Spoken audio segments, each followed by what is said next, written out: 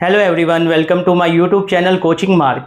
Last lecture में हमने discuss किया था शॉक थेरेपी और उसके कॉन्सिक्वेंसेस को।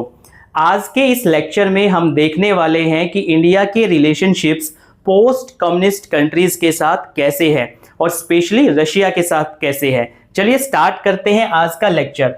आज का जो ये लेक्चर है, ये जो टॉपिक है, एग्जाम पॉइंट ऑफ व्यू से भी बड़ा इंपॉर्टेंट होने वाला है। आज जो भी फैक्ट्स मैं आपको बताऊं, आप उनको यूज कर सकते हो अपने आंसर्स को फ्रेम करते टाइम, और उनसे होगा क्या कि आपका जो आंसर है वो बड़ा अच्छा, बड़ा सुंदर बन जाएगा और आपको उसमें अच्छे मार्क्स जो है वो मिल पाएंगे। चलिए स्टार्ट करते हैं आज का topic, India and post communist countries. अब देखो, क्योंकि ये जो टॉपिक है इसमें बात तो की गई है कि भाई इंडिया के रिलेशनशिप्स जो हैं वो पोस्ट कम्युनिस्ट कंट्रीज के साथ कैसे है, लेकिन एनसीईआरटी हमें कहता है कि आपको सभी पोस्ट कम्युनिस्ट कंट्रीज के साथ अपने जो इंडिया के रिलेशंस हैं वो नहीं पढ़ने हैं, आपको सिर्फ रशिया के साथ वाले पढ़ने हैं। तो हम लोग क्या करते हैं कि भाई एक वर्ड में इसको जो है कंप्लीट कर देते हैं कि इंडिया और पोस्ट कम्युनिस्ट कंट्रीज के रिलेशनशिप कैसे हैं। तो हम कहेंगे हमारे जो रिलेशनशिप्स हैं वो बड़े अच्छे हैं, बड़े प्यारे हैं, बड़े सुंदर है ना, शांतिपूर्ण है। इंडिया सभी देशों के साथ अपने जो रिलेशनशिप्स है वो अच्छे ही बना करके रखता है। लेकिन अब जो मेन बात है क्या कि हमारे जो स्ट्रोंगेस्ट रिलेशनशिप्स हैं, स्ट्रोंगेस्ट सबसे अच्छे स्ट्रोंगेस्ट रिलेशनशिप्स वो किसके साथ है? तो वो है हमारे किसके साथ? रशिया के साथ। क्या बात आ गई समझ में? ठीक है। तो देखो, एनसीईआरटी ने अपना सिलेबस कितने अच्छे से डिफाइन किया है बच्चों के लिए, कितने अच्छे से डिजाइन किया है कि बच्चों को कहता है कि भाई देखो, India and post communist countries के रिलेशनशिप्स आपको पढ़ने हैं, लेकिन सबके साथ नहीं पढ़ने हैं। सबके साथ हमारे रिलेशनशिप्स जो हैं वो अच्छे ही हैं, लेकिन जो स्ट्रॉन्गेस्ट रिलेशनशिप है वो रशिया के साथ है और इसी को आपको डिटेल में पढ़ना है। अब बात करते हैं चलो कि भाई इंडिया के रशिया के साथ रिलेशनशिप है वो स्ट्रॉन्गेस्ट है, लेकिन बात आती है कि ये रिलेशनशिप्स इतने स्ट्रॉन्ग क्यों हैं, इतने अच्छे क्यों हैं। तो देखो, दो चीजें हैं जो हमारे रिलेशनशिप्स को अच्छा बनाती है, स्ट्रॉन्ग बनाती है, ठीक है। और यही दो बातें बाकी किसी भी कंट्री के साथ अगर हमारे रिलेशनशिप्स अच्छे हैं तो वो भी इन्हीं दो बातों की वजह से होते हैं। एक तो ट्रस्ट, कि दोनों कंट्रीज के बीच में ट्रस्ट बहुत ज्यादा है, एक दूसरे के ऊपर विश्वास बहुत ज्यादा है। क्यों? क्योंकि हमने हमेशा मुसीबत के समय में, जब भी संकट की घड़ी आई, एक दूसरे का साथ दिया। और अगर इंडिया के बाकी किसी कंट्री के साथ भी रिलेशनशिप अच्छे हैं तो उसमें भी यही पॉइंट काम करता है कि हमारा उस देश पे ट्रस्ट है, उनका हमारे ऊपर क्या है? ट्रस्ट है। तो पहला पॉइंट जो याद रखोगे कि हमारे रिलेशनशिप स्ट्रॉन्गेस्ट है रशिया के साथ, क्योंकि हमारा उन पे ट्रस्ट है, उनका हम पे ट्रस्ट है। दूसरा, कॉमन इंटरेस्ट।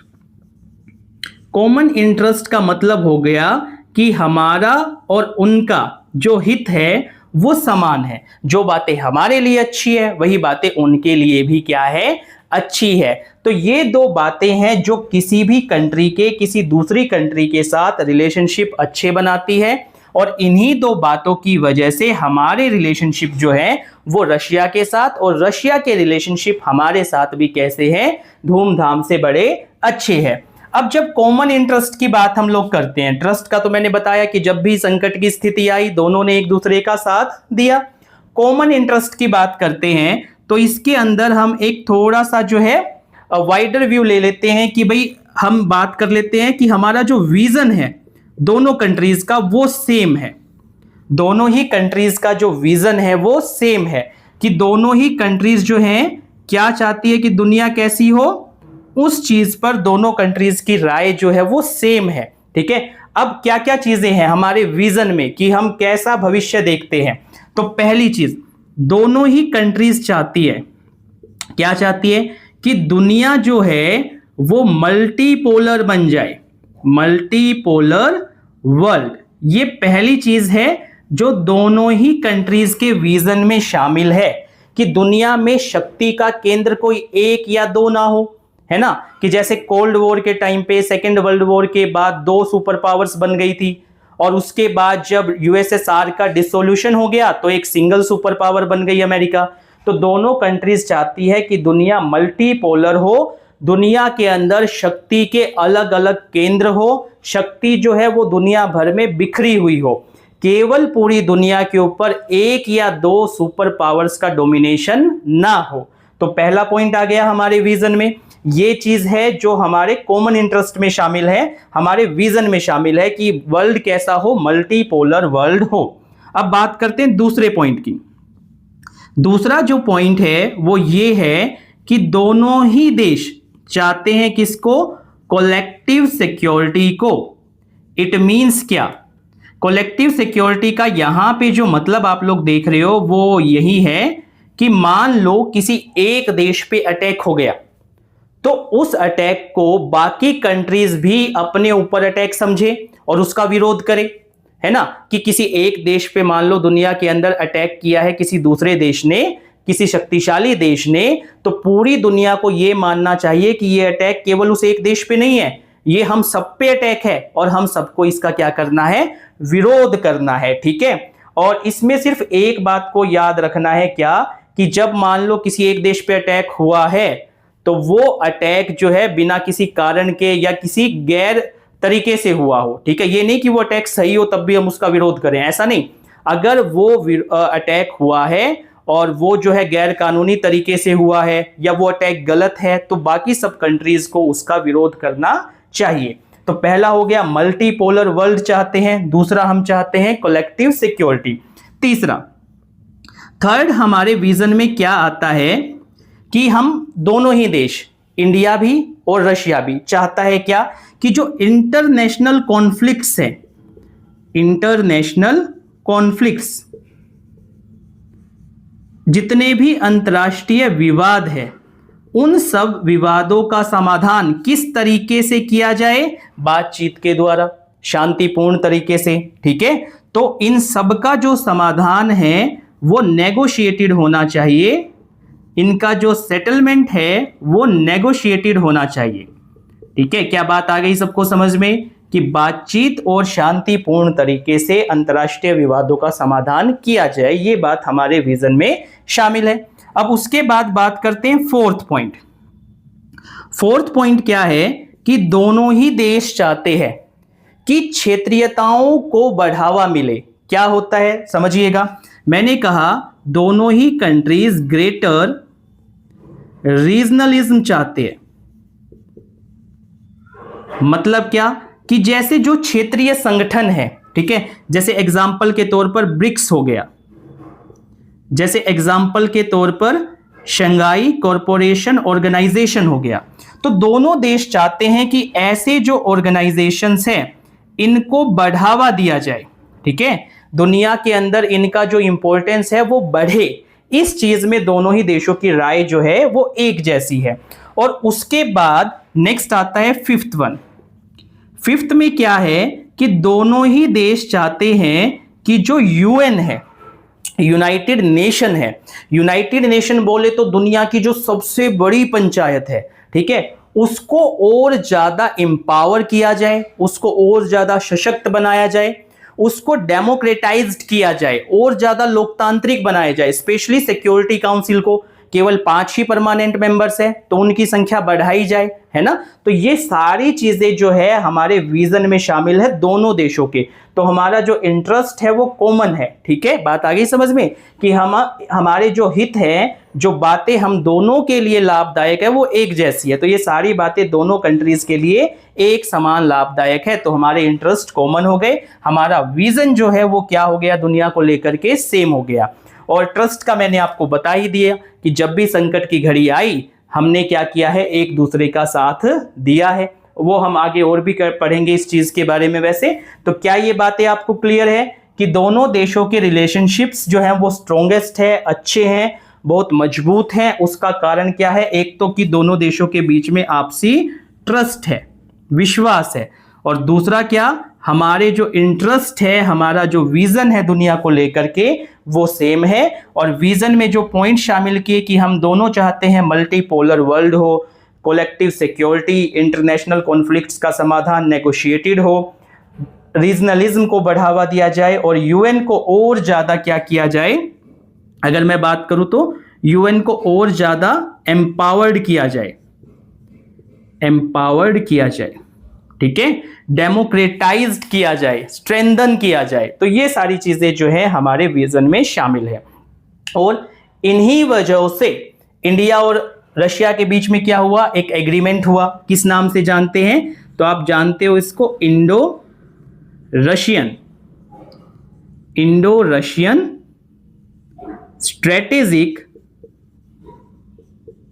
Strategic agreement. कब हुआ, याद रखेंगे 2001 में। और इस एग्रीमेंट के तहत हमने आज तक अगर देखें तो अलग अलग क्षेत्रों में, ठीक है, 80 से ज्यादा 80 प्लस एग्रीमेंट्स हमने कर लिए हैं, ठीक है। इस एग्रीमेंट के तहत हमारे 80 प्लस बाइलैटरल, ठीक है, सिर्फ एग्रीमेंट्स भी नहीं, बाइलैटरल मतलब दोनों पक्षों के बीच में, ठीक है, बाइलैटरल एग्रीमेंट्स हमने किए हैं, बाइलैटरल एग्रीमेंट्स। क्या बात आई समझ में कि इंडो रशियन स्ट्रेटेजिक एग्रीमेंट 2001 के तहत हमने 80 प्लस बाइलैटरल एग्रीमेंट्स किए अलग अलग क्षेत्रों में, एग्रीकल्चर के क्षेत्र में, टेक्नोलॉजी के क्षेत्र में, स्पेस के क्षेत्र में 80 से ज्यादा द्विपक्षीय समझौते हम लोग कर चुके हैं। यही चीज शो करती है कि दोनों देशों के बीच में रिलेशनशिप्स कितने अच्छे हैं, विश्वास कितना मजबूत है। क्या बात आ गई समझ में? कोई भी डाउट हो कमेंट सेक्शन आपके लिए ओपन है, आप वहां पे अपनी जो क्वेरी है, जो डाउट है वो डाल सकते हैं। तो यहां तक हमने एक जनरल बात की, ठीक है, कि पोस्ट कम्युनिस्ट कंट्रीज के साथ हमारे रिलेशनशिप्स अच्छे हैं और बहुत प्यारे रिलेशनशिप्स हैं, लेकिन रशिया के साथ खास तौर पे हमारे रिलेशनशिप्स कैसे हैं, स्ट्रॉन्ग है। अब बात आती है कि किस किस मामले में रशिया के साथ हम लोग सहयोग करते हैं, किस किस मामले में रशिया जो है हमारे साथ सहयोग करता है। तो अब हम थोड़ा सा उसको देख लेते हैं, ठीक है, रिलेशनशिप्स को अलग अलग डायमेंशन से देखते हैं। अब हम लोग देखेंगे कि पॉलिटिकली दोनों देश कैसे एक दूसरे की हेल्प करते हैं, ठीक है, पॉलिटिकल स्फेयर में हमारे रिलेशनशिप्स कैसे हैं। पॉलिटिकल रिलेशनशिप अगर हम बात करें, हम बात करेंगे कि दोनों देशों के इकोनॉमिक रिलेशनशिप्स कैसे हैं, रिलेशंस, ठीक है, मिलिट्री रिलेशंस की हम बात करेंगे, रिलेशंस कैसे हैं दोनों देशों के बीच में। और उसके बाद में लास्ट हम बात करेंगे कि दोनों देशों के जो कल्चरल रिलेशनशिप्स है, कल्चर जो सांस्कृतिक संबंध है वो कैसे हैं, ठीक है, कल्चरल रिलेशंस यहां लिख देते हैं, आगे फिर आपको दिखाई नहीं देगा, वो थोड़ा साइड में लिखेंगे तो कल्चरल रिलेशंस की बात करेंगे, ठीक है। और जब हम इन रिलेशंस को पढ़ेंगे, चाहे वो पॉलिटिकल रिलेशंस हो, चाहे वो इकोनॉमिक रिलेशंस हो, चाहे वो मिलिट्री रिलेशंस हो, या तो चाहे वो कल्चरल रिलेशंस हो, तो हम दोनों ही तरह से पढ़ेंगे। पहले हम देखेंगे कि जब यूएसएसआर था तो उस टाइम पे हमारे रिलेशंस कैसे थे, और उसके बाद हम पढ़ेंगे कि रशिया जब यूएसएसआर का डिसोल्यूशन हो गया और उसकी सारी जिम्मेदारी जो ट्रीटीज की थी, जो कमिटमेंट्स थी, वो सारी रशिया ने ले ली, तो रशिया के साथ हमारे रिलेशंस कैसे हैं, दोनों देखते हैं वन बाय वन। पहले पॉलिटिकल रिलेशंस की बात करते हैं, जब यूएसएसआर था उस समय कैसे थे। तो आप सबको पता है, पहला कश्मीर इशू, कश्मीर इशू पर रशिया ने हमेशा अंतर्राष्ट्रीय स्तर पर भारत का साथ दिया है। कश्मीर इशू पर क्या बात आई समझ में, ठीक है, कश्मीर इशू पर रशिया हमेशा हमारे साथ रहा है। दूसरा, एक आपने पढ़ा था कि जब इंडो पाक वॉर हुआ, इंडो पाक वॉर 1971 वाला, ठीक है, तब क्या हुआ था कि पाकिस्तान, चाइना, अमेरिका एक साइड आ गए थे। तो उस समय रशिया के साथ भारत ने पीस ट्रीटी साइन की थी, तो उस समय रशिया ने, यूएसएसआर ने हमारा साथ दिया। उस समय रशिया नहीं, यूएसएसआर था, तो सोवियत यूनियन बोल सकते हो, यूएसएसआर बोल सकते हो, इसने हमारा साथ दिया था, है ना। तो कश्मीर इश्यू हो, इंडो पाक वॉर 1971 हो, इन दोनों ही समय रशिया ने हमारा साथ दिया। अब रशिया की बात कर लेते हैं। अब यूएसएसआर तो है नहीं, इसका तो क्या हो चुका है, डिसोल्यूशन हो चुका है। तो रशिया क्या करता है, अगेन कश्मीर इशू पर आज भी हमारा साथ दे रहा है, कश्मीर इशू पर हमारा साथ देता है, ठीक है। सिक्योरिटी काउंसिल में जो हमारी सदस्यता है, उस परमानेंट सदस्य हम बनना चाहते हैं, उसमें हमारा साथ देता है। तो आप कह सकते हो कि पॉलिटिकल स्फेयर में रशिया जो है हमें सपोर्ट करता है। अब बात आती है इकोनॉमिक रिलेशनशिप्स की। भाई आर्थिक रिश्ते दोनों देशों के बीच में कैसे हैं, ये भी तो देखना पड़ेगा, क्योंकि आज के समय आपको सब पता है कि पैसा सबसे ज्यादा डोमिनेटेड है ना, पैसे का इंपॉर्टेंस बहुत ज्यादा है। तो इकोनॉमिक रिलेशंस को समझना भी अपने आप में जरूरी हो जाता है। तो चलिए देखते हैं। जिस समय यूएसएसआर था, ठीक है, उस समय हमारे कुछ स्टील प्लांट्स, अब स्टील प्लांट्स में आप एग्जांपल ले सकते हो इंडिया के जो स्टील, जो इस्पात संयंत्र थे उनमें, जैसे एग्जांपल ले लिया हमने भिलाई का, भिलाई हो गया, ठीक है। भिलाई के अलावा एग्जांपल ले लो जैसे आप विशाखापट्टनम का, पट्टनम, ठीक है। इनका जब हम एग्जाम्पल लेते हैं तो इन स्टील प्लांट्स को लगाने में जो असिस्टेंस दिया था वो यूएसएसआर ने दिया था, उसकी हेल्प से। फिर हम बात करें जैसे मशीनरी प्लांट्स की, मशीनरी प्लांट्स की, जैसे एग्जाम्पल के तौर पर हमने ले लिया भारत हैवी इलेक्ट्रिकल्स, तो इनकी स्थापना में भी हमारा सहयोग जो है किसने किया था, यूएसएसआर ने किया था। ये बात आप लोग याद रखेंगे। अच्छा, एक और इंपॉर्टेंट बात जो हमें याद रखनी है क्या, कि इन्होंने हमारी करेंसी में व्यापार करना जो है एक्सेप्ट किया था, ठीक है। तो एक्सेप्टेड इंडियन करेंसी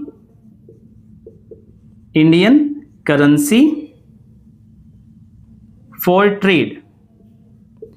जब कोई देश हमारी करेंसी में व्यापार करना अलाउ कर देता है तो हमें क्या नहीं करना पड़ता, हमें डॉलर्स उसको नहीं देने पड़ते, तो हमारा फॉरेन एक्सचेंज जो है वो सुरक्षित रहता है। तो एक तो हो गया स्टील प्लांट में इन्होंने क्या की, हमारी हेल्प की। मशीनरी प्लांट्स में इन्होंने हमारी हेल्प की, एक्सेप्ट किया क्या, इंडियन करेंसी को। क्या बात आई समझ में, इंडियन करेंसी में व्यापार करना जो है उसको क्या कर लिया, एक्सेप्ट कर लिया कि भाई चलो कोई बात नहीं, हम इंडियन करेंसी में जो है वो व्यापार कर लेते हैं। इसके अलावा अब बात आती है फिर रशिया के साथ, ठीक है, कि रशिया के साथ हमारे इकोनॉमिक रिलेशंस कैसे है। तो आप सबको पता है क्या, पहला पॉइंट अगर मैं बताऊं, रशिया के साथ हमारे इकोनॉमिक रिलेशंस को लेकर के, ठीक है, तो आप सबको पता है कि रशिया जो है हमें क्रूड ऑयल सप्लाई करता है, क्रूड ऑयल, ठीक है, क्रूड ऑयल कच्चा तेल सप्लाई करते हैं। इसके अलावा हम बात करें तो फर्टिलाइजर्स आता है, यहां से फर्टिलाइजर्स खेती के लिए उपयोगी है ना। उसके अलावा बात करें तो कोयला आता है। और आपको जान करके खुशी होगी कि 2030 तक हमने ये जो व्यापार है दोनों देशों का, इसको बढ़ा करके 100 बिलियन अमेरिकन डॉलर्स करने का लक्ष्य रख रखा है, अमेरिकन डॉलर्स, ठीक है। इस बात को याद रखिएगा, एग्जाम में ये पॉइंट्स लिखेंगे तो आंसर बड़ा अच्छा फ्रेम हो जाएगा। क्रूड ऑयल वहां से आ रहा है, फर्टिलाइजर्स वहां से आ रहे हैं, कोल वहां से आ रहा है, व्यापार बढ़ा करके 100 बिलियन अमेरिकन डॉलर्स का हमें करना है। अब आप कहोगे सर ये तो वहां से आ रहा है, भारत से भी कुछ जा रहा है, नहीं जा रहा है, तो हालांकि इसको मैं बाद में भी बताता, लेकिन अभी यहां पे बता देता हूं कि जो मेडिसिन है, फार्मास्यूटिकल्स है, वो इंडिया से वहां जाते हैं, एग्रीकल्चरल प्रोडक्ट्स वहां यहां इंडिया से वहां जाते हैं।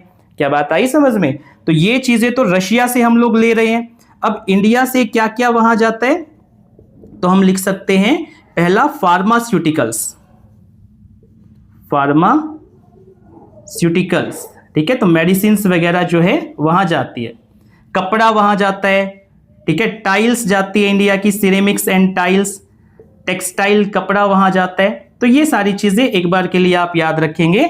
और एग्रीकल्चरल प्रोडक्ट्स है वो जाते हैं। तो ये सारी चीजें जो है हमारे दोनों देशों के व्यापार को बढ़ाती है, इकोनॉमिक रिलेशंस को मजबूत करती है। तो क्या बात आई समझ में कि पॉलिटिकली हम ऐसे एक दूसरे की हेल्प कैसे करते हैं, इकोनॉमिक रिलेशंस एक दूसरे के जो है कैसे मजबूत हुए, किन किन चीज़ों में हम लोग जो है व्यापार करते हैं।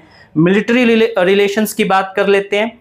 अब आपको पता होना चाहिए मिलिट्री रिलेशंस की अगर हम बात करें तो इंडियन आर्मी जो हार्डवेयर खरीदती है, मिलिट्री हार्डवेयर, वो रशिया से बहुत ज़्यादा खरीदती है।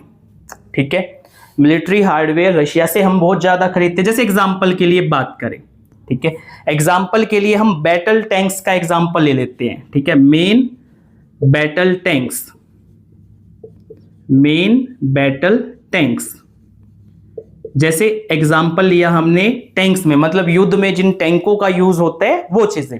तो जैसे एग्जाम्पल हमने ले लिया T-72। ठीक है, ये टैंक का नाम है, अजय बोलते हैं इसको, हिंदी भाषा में अजय बोला जाता है। तो ये टैंक्स होते हैं, जैसे भीष्म नाम का टैंक है, अजय नाम का टैंक है, तो T-72 अजय बोला जाता है। तो ये जो है टैंक है, युद्ध में जिन टैंकों का यूज होता है वो है। तो जैसे ये हो गए। इसके अलावा अगर हम एयरक्राफ्ट्स की बात करें, एयरक्राफ्ट्स की बात करें, ठीक है, तो एयरक्राफ्ट्स के अंदर MiG series, MiG-21, MiG series का ही विमान 23, मिग सीरीज के अंदर ही 25 और मिग सीरीज के अंदर ही 27। तो ये सारे एयरक्राफ्ट्स जो है वो हम लोग यूज करते थे। तो ये यूएसएसआर के टाइम की है, जो अभी मैं बता रहा हूं ये सारे यूएसएसआर के टाइम के है जो वो हमें देता था। अब रशिया के टाइम पे कौन कौन से हमें मिलते हैं, तो थोड़ा सा इरेज करना पड़ेगा, है ना। या तो मैं यहां लिख देता हूं कि रशिया से जो हमें मिलता है, रशिया से, ठीक है, इरेज ही कर देते हैं, स्पेस नहीं है, इसको इरेज कर देते हैं। एक बार इसको नोट डाउन कर लेना, ठीक है, इसको इरेज कर देते हैं। अब उसके बाद देखो, इरेज करने के बाद कि रशिया से जो हमें मिलिट्री हेल्प मिलती है या अप्लाई, ये जो हार्डवेयर मिलता है वो क्या मिलता है। तो अब हमें जैसे MiG-29 एयरक्राफ्ट्स मिलते हैं, एयरक्राफ्ट्स, ठीक है, MiG-29 एयरक्राफ्ट्स रशिया देता है, और MiG-21, 23, 25, 27 हम यूएसएसआर के टाइम पे लेते थे। अब हम उसी की एडवांस सीरीज जो है MiG-29 एयरक्राफ्ट्स रशिया से लेते हैं। एक बड़ा अच्छा एग्जांपल ऑपरेशन सिंदूर के टाइम पे जो हमने यूज किया था, air defence system S-400, S-400 Triumph,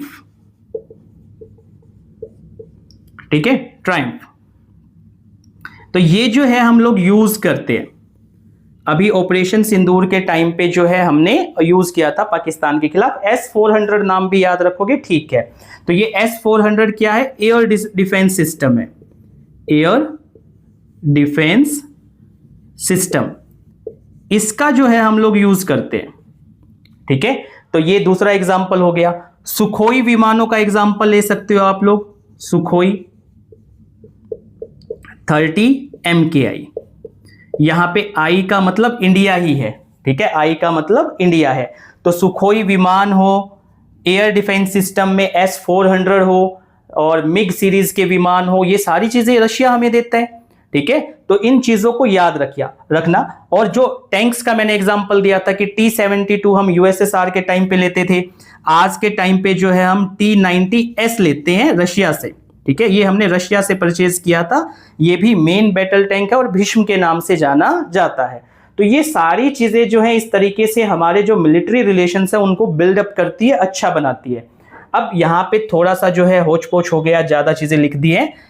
एक बार अगर आपने इसको नोट कर लिया तो हम इसको इरेज कर देते हैं और कल्चरल रिलेशंस पे चलते हैं। ठीक है, इसको इरेज कर देते हैं सारे को। चलिए, कोई भी डाउट हो आप कमेंट सेक्शन में जो है डाल सकते हैं, हम उसको जो है रिजॉल्व करेंगे। तो अब तक हमने देख लिया कि पॉलिटिकल वे में दोनों देश कैसे सपोर्ट करते हैं, इकोनॉमिक रिलेशनशिप्स कैसे बिल्डअप हुए, मिलिट्री हेल्प क्या करता है रशिया, कैसे हमारी यूएसएसआर से हम क्या ले रहे हैं और रशिया से हम लोग क्या ले रहे हैं। कल्चरल रिलेशंस की हम बात करते हैं। ठीक है, इसको यहीं पे लिख लेते हैं, कल्चरल रिलेशंस, यहां पर लिख लेते हैं एक बार इसको, कल्चरल रिलेशंस, और इसको देखना शुरू करते हैं। ठीक है, यहां पर इसको लिख लिया हमने और वहां से इसको इरेज कर देते हैं। चलिए देखिएगा, अगर कल्चरल रिलेशंस की हम बात करें दोनों कंट्रीज के बीच में, तो कुछ पॉइंट्स जो हैं वो हम लोग शामिल कर सकते हैं।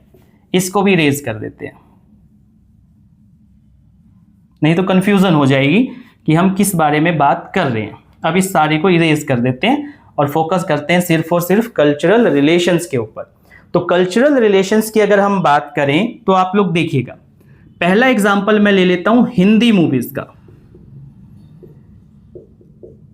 हिंदी मूवीज, ठीक है। अब हिंदी मूवीज में भी स्पेशली राज कपूर साहब की, अमिताभ बच्चन की, ये मूवीज जो है इन पोस्ट कम्युनिस्ट कंट्रीज में, रशिया में बड़ी देखी जाती है, बड़ी फेमस है। भारतीय जो ये नायक है इनको वहाँ बहुत पसंद किया जाता है, घर घर में पसंद किया जाता है। तो इस तरीके से जो हिंदी मूवीज़ है वो एक तरह से इंडिया के कल्चर को वहाँ पे प्रमोट करती है, दोनों देशों के जो कल्चरल जो एक्सचेंज है उसको बढ़ावा देती है। तो एक तो हिंदी मूवीज़ हो गई। दूसरा अगर मैं आपको बताऊं तो भगवत गीता जैसे हो गई, भगवत गीता जी, और भगवत गीता के अलावा अगर मैं बात करूं उपनिषद्स की, ठीक है।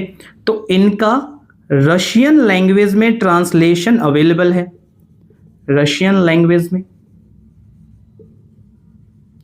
ट्रांसलेशन जो है अवेलेबल है, पढ़ा जाता है। तो ये दूसरी चीज हो गई, ये दूसरी बात हो गई जो हमारे कल्चरल रिलेशंस को आपस में जो है बढ़ाती है। एक बड़े फेमस नायक है इंडिया के, क्या नाम है पता है? गांधी जी। तो आप सबको पता होगा कि गांधी जी जो हैं वो नॉन वायलेंस को फॉलो करते थे, अहिंसा के विचार को बढ़ावा देते थे। लेकिन ये अहिंसा का जो विचार गांधी जी ने अपनाया, इस पर इन्फ्लुएंस था किसका? बाय एक रशियन राइटर है जिनका नाम क्या है? Leo Tolstoy. तो उनसे इंस्पायर्ड है, ठीक है। तो इस तरीके से दोनों ही देशों के बीच में जो कल्चरल रिलेशंस है वो बिल्डअप हो रहे हैं समय के साथ, इन सारी चीजों की वजह से। एक पॉइंट और आपको बता देता हूं कि इंडियन जो यूनिवर्सिटीज है, इंडियन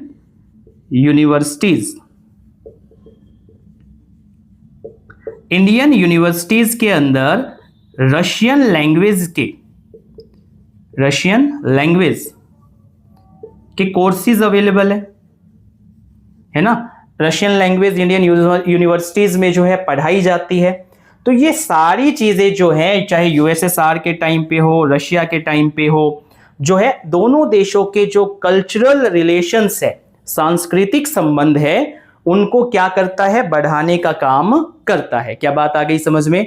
तो इस तरीके से हमारे जो रिलेशंस है वो पॉलिटिकल स्फेयर में भी है, इकोनॉमिक स्फेयर में भी है, मिलिट्री स्फेयर में भी है और कल्चरल स्फेयर में भी है। तो क्या आपको ये बातें समझ में आ गई कि दोनों देशों के जो संबंध है वो बहुत अच्छे हैं, बहुत प्रगाढ़ है, बहुत मजबूत है। एग्जाम में जब क्वेश्चन आए तो आप इनमें से जो भी पॉइंट्स आपको अच्छे लगे वो सारे लिख करके अपना जो आंसर है उसको फ्रेम कर सकते हो। आपका आंसर बहुत शानदार होगा, बहुत जानदार होगा, बहुत मजबूत होगा और केपेबल होगा अच्छे मार्क्स लेने में, ठीक है। अब उसके बाद टू द पॉइंट बात करते हैं कि रशिया के लिए भारत क्यों जरूरी है, भारत के लिए रशिया क्यों जरूरी है। सीधा बात करते हैं कि इंडिया और रशिया क्यों एक दूसरे के लिए जरूरी है। इंडिया रशिया, ठीक है, क्यों दोनों ही कंट्रीज एक दूसरे के लिए इंपॉर्टेंट है, क्यों दोनों ही कंट्रीज एक दूसरे के लिए जरूरी है। पहले यहां बात करते हैं कि रशिया के लिए भारत क्यों जरूरी है। तो बात करते हैं फर्स्ट, आप सबको पता है रशिया के ऊपर कई बार रिस्ट्रिक्शन या बैन लग चुका है। पश्चिमी देश स्पेशली जो यूएसए है वो कई बार रशिया के ऊपर बैन लगा देता है, रिस्ट्रिक्शंस लगा देता है ना। तो रशिया के अंदर इस समय क्या आ जाता है? इकोनॉमिक क्राइसिस की स्थिति बनने वाली होती है, इकोनॉमिक क्राइसिस। जैसे एग्जांपल दूं कि रूस यूक्रेन युद्ध शुरू हुआ तो पश्चिमी देशों ने क्या किया, अमेरिका ने क्या किया, रशिया पे बैन लगा दिया कि कोई भी देश रशिया से तेल नहीं खरीदेगा, क्रूड ऑयल परचेज नहीं करेगा। ऐसे समय में भी भारत ने रशिया से क्या किया, क्रूड ऑयल खरीदना जारी रखा, क्रूड ऑयल खरीदना जारी रखा, है ना। तो रशिया के लिए आर्थिक संकट की स्थिति में भारत हेल्प करता है, तो इस वजह से रशिया के लिए भारत इंपॉर्टेंट है। दूसरा पॉइंट, ठीक है, ये फर्स्ट हो गए। सेकंड पॉइंट, अगर हम बात करें तो आर्म्स का मार्केट, आर्म्स का कंज्यूमर कह सकते हो या मार्केट कह सकते हो। भारत जो है रशिया से बड़ी मात्रा में हथियार खरीदता है, तो रशिया के लिए भारत क्या है, आर्म्स का एक मार्केट है, हथियारों का एक बाजार है कि वो अपने बनाए हथियारों को भारत को क्या कर सकता है, बेच सकता है। क्या बात आई नहीं इसे समझ में। तो आर्म्स मार्केट है, इसलिए रशिया के लिए भारत जो है क्या है, जरूरी है। तीसरा पॉइंट पे आ जाओ। थर्ड पॉइंट में क्या आता है कि देखो, जियोपॉलिटिकल बैलेंस बनाने के लिए, जियोपॉलिटिकल बैलेंस मींस क्या, आप सबको पता है रशिया के रिलेशंस वेस्टर्न कंट्रीज के साथ, अमेरिका के साथ कैसे हैं, तनावपूर्ण है। तो ऐसे में रशिया को किसकी साइड जाना पड़ता है, किसका सपोर्ट जो है वो जरूरी हो जाता है, चाइना का। रशिया का झुकाव चाइना की साइड हो जाता है क्योंकि अमेरिका और वेस्टर्न कंट्रीज के साथ रिलेशनशिप टेंस है। लेकिन रशिया एक बात जानता है कि चाइना के साथ हमेशा जो है अच्छी नहीं बनेगी, या केवल चाइना पे निर्भरता सही नहीं है। तो एशिया के अंदर अपना बैलेंस, अपनी पावर को बैलेंस करने के लिए जो है रशिया को चाइना के साथ साथ किसकी जरूरत है, इंडिया की। क्या बात आ गई समझ में, ठीक है। तो रशिया केवल चाइना पे निर्भर नहीं रह सकता, तो उसको कोई और भी चाहिए जिस पर कि वो विश्वास कर सके, जिस पर वो निर्भर रह सके, जिससे वो हेल्प ले सके। तो वो रशिया जो है किसके साथ, इंडिया के साथ अपने रिलेशनशिप्स को अच्छा रखना चाहता है। और फोर्थ पॉइंट कि दोनों ही कंट्रीज का जो विजन है वो क्या है, एक जैसा। क्या चाहते हैं, मल्टीपोलर वर्ल्ड चाहते हैं, मल्टीपोलर वर्ल्ड। तो इन सारी चीजों की वजह से रशिया को भारत की जरूरत है। क्या बात आ गई समझ में। अब बात आती है इंडिया को रशिया की जरूरत क्यों है। तो हम बात करते हैं कुछ पॉइंट्स की, यहां पे हम लिखते हैं पहला, ठीक है।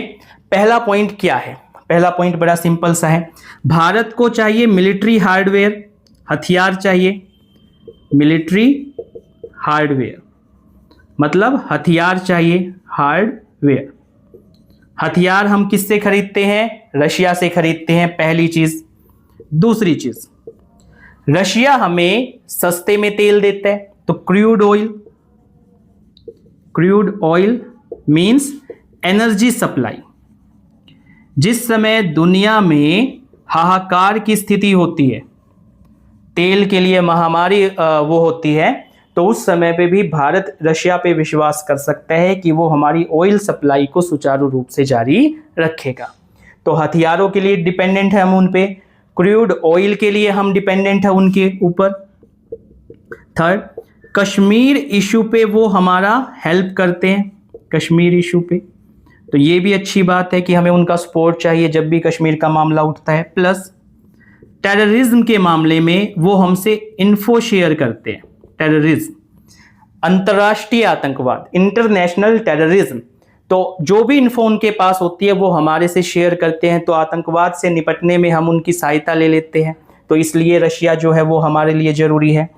Fourth, access to Central Asia. आप सबको पता है सेंट्रल एशिया की जो कंट्रीज है, जो कल हमने बात की थी, Uzbekistan, Kazakhstan, Kyrgyzstan, Turkmenistan, Tajikistan, उन तक हमारी एक्सेस, ठीक है, हमारे लिए वो भी बाजार है, भारत वहां पे पहुंच बनाना चाहता है, तो इसलिए जो है वहां तक हमारी पहुंच को बढ़ाने में रशिया हमारी हेल्प करता है। Fifth, balancing relationship with China, है ना। रशिया चाइना के संबंध अच्छे हैं, ठीक ठाक है, ठीक है। तो हमारे जो संबंध चाइना के साथ है उनको बैलेंस करने में, उनको जो है ठीक रखने में रशिया हमारी हेल्प करता है। क्लियर हुआ? तो ये सारी चीजें हैं जिनकी वजह से इंडिया जो है इंडिया को रशिया की जरूरत है। लेकिन इनके अलावा कुछ पॉइंट्स मैं और आपको बताता हूं अलग से, एग्जाम में जब लिखोगे तो आंसर बड़ा अच्छा शानदार जानदार बन जाएगा। दो चीजों को आप उठा लीजिए, ठीक है। एक तो पहले उठा लेते हैं भाई हम लोग किसको, स्पेस प्रोग्राम को। Space programme, space programme, India का स्पेस प्रोग्राम, ठीक है। अब देखो इंडिया की जो स्पेस एजेंसी है उसका नाम क्या है, ISRO, Indian space research organisation. Russia की जो एजेंसी है उसका नाम क्या है, ऑर्गेनाइजेशन उसका क्या नाम है, रोसकॉसमोस। एक सेकेंड, रोसकॉसमोस, ठीक है। इसको थोड़ा ठीक कर लीजिए, रोसकॉसमोस, ठीक है। तो ये दोनों ही ऑर्गेनाइजेशन, हमारी वाली स्पेस ऑर्गेनाइजेशन, उनके वाली स्पेस ऑर्गेनाइजेशन एक दूसरे की हेल्प करती है। अब दो तरीके से हेल्प मैं आपको बता देता हूं, दो एग्जांपल्स जो आप अपने आंसर्स में यूज कर सकते हो। पहला, जो हमारा गगनयान मिशन है, गगनयान मिशन, भारत जो है वो मानव युक्त अंतरिक्ष मिशन शुरू करेगा, लॉन्च करेगा, ठीक है। तो उस गगनयान मिशन में जो ट्रेनिंग वगैरह है, जो लोग वहां जाएंगे उनको देने का काम रशिया जो है करता है, वो हेल्प करता है उसमें हमारी, ये बात याद रखिएगा। दूसरी चीज जो आप लोग याद रखेंगे क्या, कि क्रायोजेनिक रॉकेट,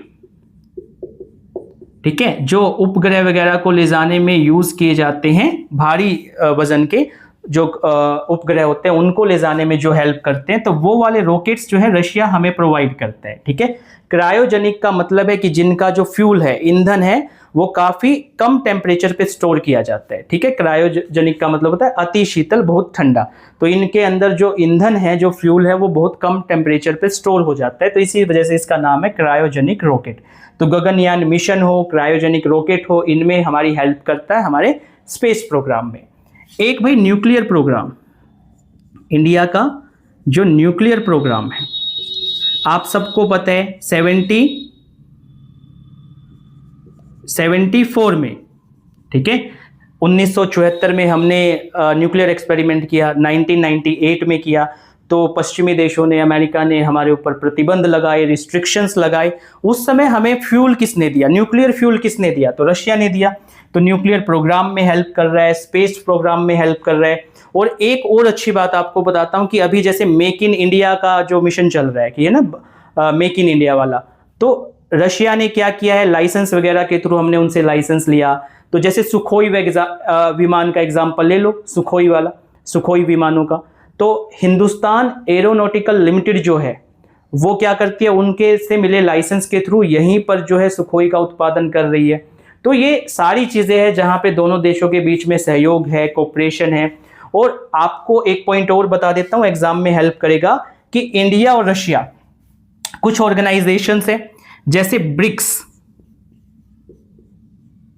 और दूसरा क्या, शंघाई कॉरपोरेशन ऑर्गेनाइजेशन, दोनों मेंबर्स हैं इनके। तो दोनों प्लेटफॉर्म साझा करते हैं, यहां मंच साझा करते हैं। तो इस तरीके से दोनों एक दूसरे की हेल्प करते हैं।